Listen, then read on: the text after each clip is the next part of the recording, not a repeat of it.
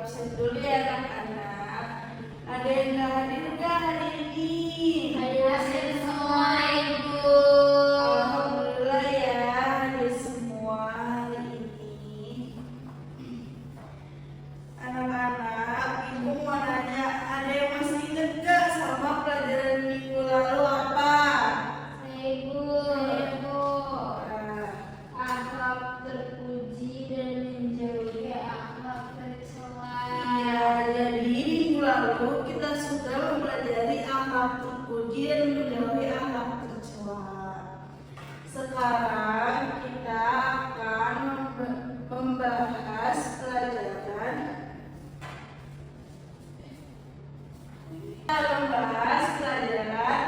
larangan berzina dan menjaga pergaulan dalam Islam.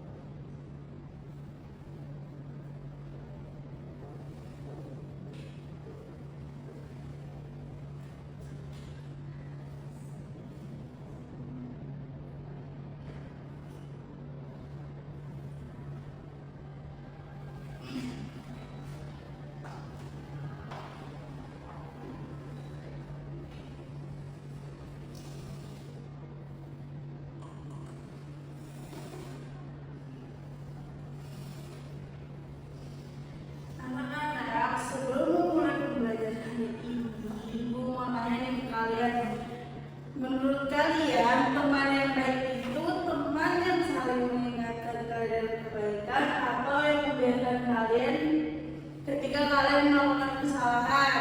Mengingatkan. Iya benar, teman yang baik itu teman yang saling mengingatkan. Anak, sebelum Ibu mulai pembelajaran hari ini, siapa nih yang ingin bantu Ibu buat membacakan tujuan pembelajaran pada hari ini? Ibu. Oke, boleh Haifan bacain ya. Tujuan pembelajarannya setelah pembelajaran terdidik mampu 1. Menjelaskan pengertian zina. Yang kedua, menyebutkan dalil larangan zina. Mengidentifikasi perilaku Mendekati zina. mendekati zina. Yang keempat, menjelaskan cara menghindari perilaku zina. Oke.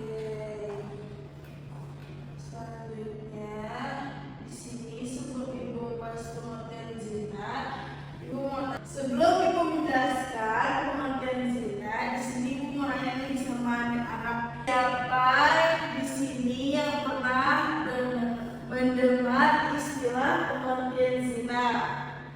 Saya. Ya, coba Najla jelaskan. Zina itu hubungan antara laki-laki dan perempuan yang bukan pasangan suami istri yang sah. Iya benar, pengertian zina adalah hubungan antara laki-laki dengan perempuan yang belum menikah atau belum sah secara syariat Islam. Oke, selanjutnya di sini ada dalil. Boleh Ibu tolong bacakan Aul?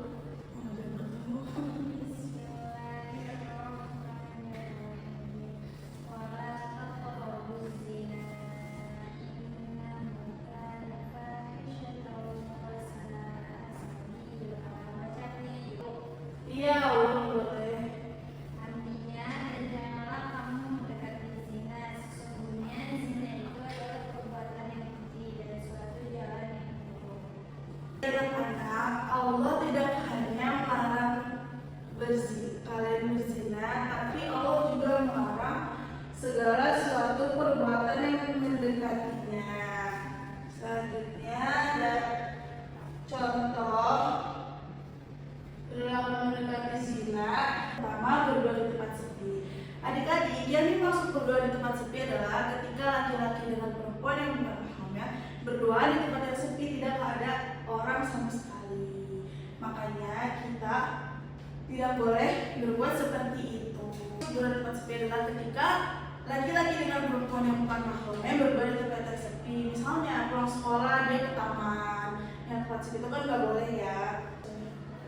Awalnya mungkin mereka hanya ngobrol biasa, tapi lama-kelamaan kan kalau hanya berdua bisa menimbulkan Zina. iya, bisa menimbulkan syahwat ya. Takut yang ketiga ada setan. Iya, benar.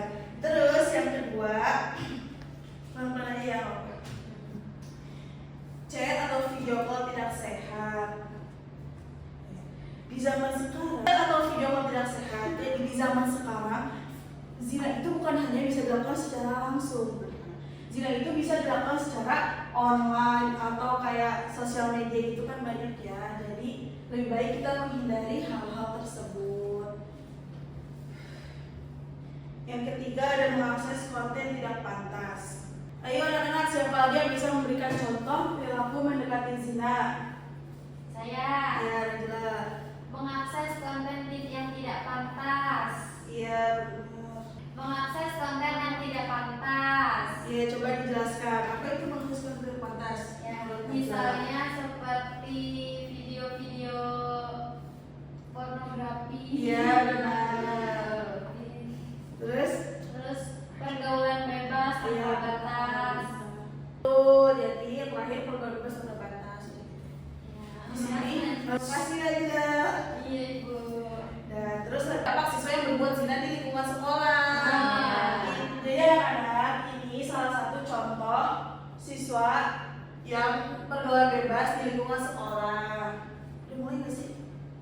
Udah. Oh, ada suaranya. Itu berpencet orang tidak itu saya duduk. Ngomong-ngomong itu masih kesilang. Udah dilihat tuh dari atas dari ujung kiri di video. Ini dia benar. Segini doang nggak apa-apa. Nggak apa-apa. Penting ada ini. Iya. Tadi udah nggak bisa lagi.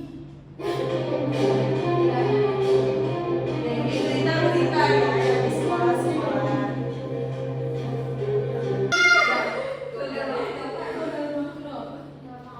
Ini beneran. Scroll ke bawah dulu. Jangan. Keribut. Udah. Ya udah stop. Udah. Kayaknya nanti gue yang satu pakai tab aja deh. Tapi tabnya mau. Udah, istilahnya akhirnya gue ngomongin gimana?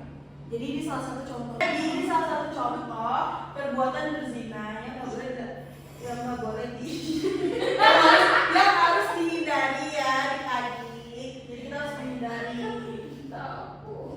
Pembahasan selanjutnya masih pada semangat gak? Lemes bu. Ayo kita semangat dulu. Ayo.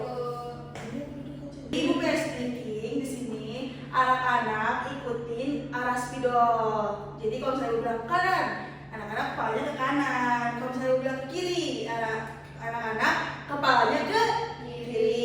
Kalau misalnya ke atas, ke bawah. Iya, oke kita mulai ya anak-anak. Kanan.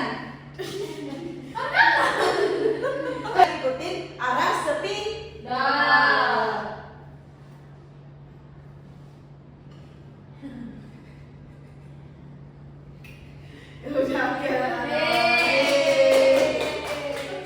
Kita akan membahas dampak perilaku mendekati zina. Yang pertama, kerusakan akhlak. Jadi kalau seseorang sering melakukan kebiasaan yang buruk, ya awalnya dia biasa aja, tapi lama-lama dia makin terbiasa. Jadi itu bisa merusak akhlaknya seseorang. Yang kedua, penyesalan. Biasa penyesalan itu pasti datangnya di akhir. Karena awal-awal dia asik aja ya, tapi penyesalannya dari akhir. Enggak, hilangnya kepercayaan orang tua. Jadi orang tua kalian nanti kalau misalnya dengar kabar kalian tiba-tiba kalian melakukan kesalahan yang sangat fatal, dia pasti kan kecewa. Lama-lama orang tua kalian tidak percaya. Yang keempat, resiko kehamilan luar nikah. Jadi dampak yang paling sering ya di kalangan remaja. Terus yang kelima ada risiko penyakit menular seksual. Jadi selain itu bisa menularkan penyakit seksual yang sangat serius. HIV. Iya betul. Nah, supaya kita bisa lebih memahami sifat perilaku mendekati zina, kita akan melihat roleplay tentang dua sahabat, Dinda dan Rara yang saling mengingatkan dalam kebaikan. Ibu minta dua orang untuk maju ke depan.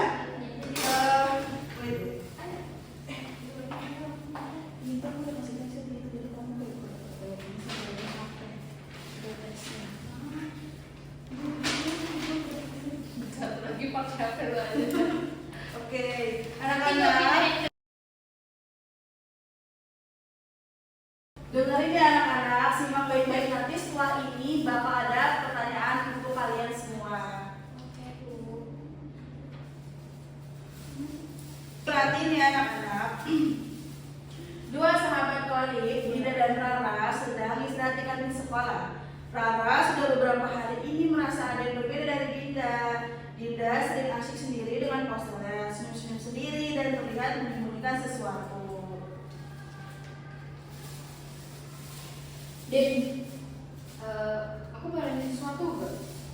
Gak bermaksud kepo sih. Tapi aku khawatir banget sama kamu belakangan ini. Nanya apa ya? Aku baik-baik aja kok. Kamu sering banget lagi chat sama seseorang ya? Iya, sampai gak fokus di kelas. Terus kemarin aku dengar kamu janjian ketemu sama dia berduaan di taman sekolah. Iya sih, tapi itu cuma teman kok. Namanya pelajar kakak kelas kita. Cuma ngobrol doang, gak ada apa-apa kok. Din, dengerin aku ya. Aku gak mau nuduh kamu yang enggak. Tapi aku mau nanya, chat-chatnya seperti apa ya? Apakah semua orang boleh tahu isinya? Gak boleh. Gak semua orang boleh pelajaran aku. Ada beberapa yang agak lebih baik, tapi ya, tapi itu wajar aja. Nah, itu yang bikin aku khawatir. Din, kalau chatnya nggak bisa disembunyiin, berarti hasil kesan kamu sendiri udah nggak nyaman. Itu tanda bahaya. Belum lagi ketemu berduaan meski niatnya baik. Situasinya bisa jadi celah yang bahaya. Kamu lebay ya, Kak? Zaman sekarang tuh cewek sama cowok temenan biasa aja kali, gak ada apa-apa. Aku ngerti, Din. Tapi bukan soal zaman, soal batas Islam udah ditetapin buat kita.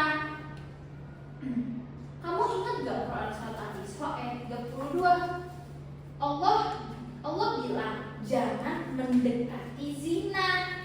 Bukan cuma zinanya yang dilarang, tapi semua jalan yang nganterin ke sana. Chat yang gak sehat, berduaan di tempat sepi, itu bagian dari jalan itu tahu. Aku gak pernah kepikiran sampai situ sih, Kak. Makanya aku ngomong sekarang sebelum kamu makin jauh. Aku sayang kok sama kamu, Din. Makanya aku ingetin, bukan karena mau ngejudge, tapi karena temen yang benar itu yang berani jujur, bukan yang diem aja. Gimana kalau mulai sekarang kamu kalau mau janjian kamu siapapun kita bareng ya, atau ketemu di tempat yang rame. Jujur nih ya, aku sendiri juga udah merasa aneh sih, merasa gak enak, kayak ada yang salah, tapi aku kayak masih denial gitu. Makasih ya, Ra, kamu ngemarahin aku, tapi kamu ingetin aku dengan cara yang baik. Kita sama-sama belajar, Din. Yuk mulai sekarang kita saling jaga, hapus chat yang tidak baik, dan batasi komunikasi yang tidak perlu sama yang bukan mahal. Kita bisa yuk. Ya, aku berubah makanya. Terima kasih udah mau jujur sama aku. Makasih udah nasihatin aku. Itulah gunanya sahabat. Yuk ke musola sholat zuhur biar hati kita tenang. Yuk. Dan Makasih ya anak. Jadi teman yang baik itu bukan yang membiarkan kita melakukan kesalahan, tapi yang mengingatkan kita dengan cara yang baik. Oke.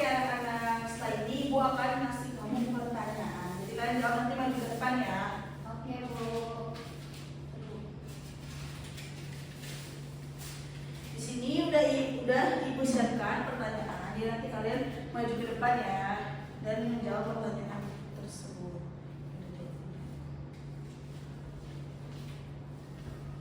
Oke, jadi perhatian baik-baik ya teman-teman.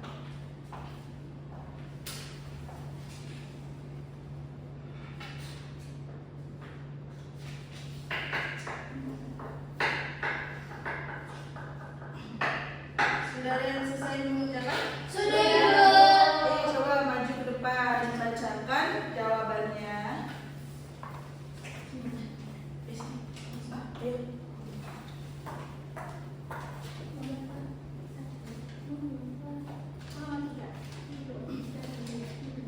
Pertanyaannya, apa yang dimaksud dengan mendekati zina dalam Quran Surat Al-Isra ayat 32? Jawabannya, mendekati zina itu adalah segala perbuatan yang dapat mengarah atau membawa seseorang kepada perbuatan zina.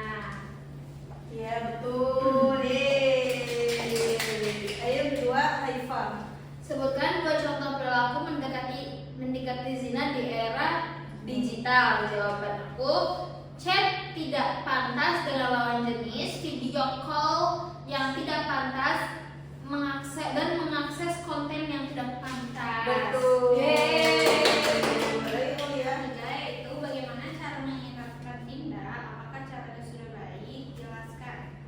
Cara mengingatkan Dinda dengan baik, sopan dan penuh kepedulian. Jadi caranya sudah betul. Betul. Yeay.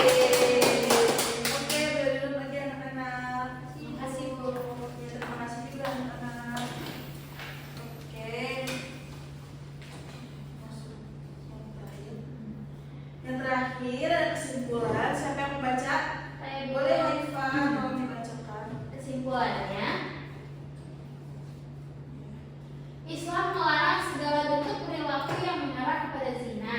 Oleh karena itu, sebagai remaja muslim, kita harus menjaga pergaulan, menjaga perilaku yang dapat mendekati zina, serta membiasakan diri melakukan kegiatan yang positif sebagai bentuk ketaatan kepada Allah Subhanahu wa Ta'ala. Oke, jadi kita lebih baik Menghindari.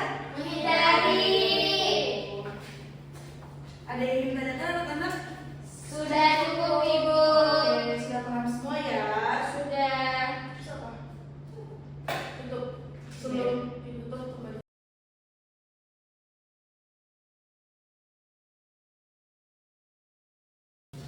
Untuk minggu depan kita akan membahas ada pergaulan